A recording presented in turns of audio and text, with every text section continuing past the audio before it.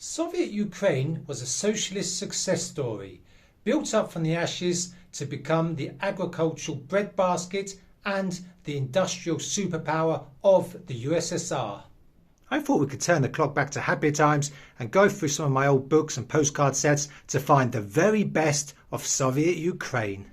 Industry was built up before the Second World War, then was all destroyed or moved before being built up again.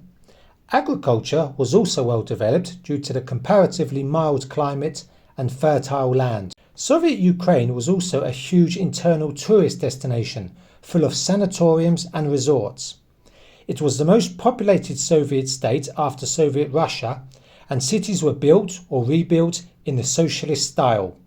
I'll leave you to enjoy these photos from a bygone era.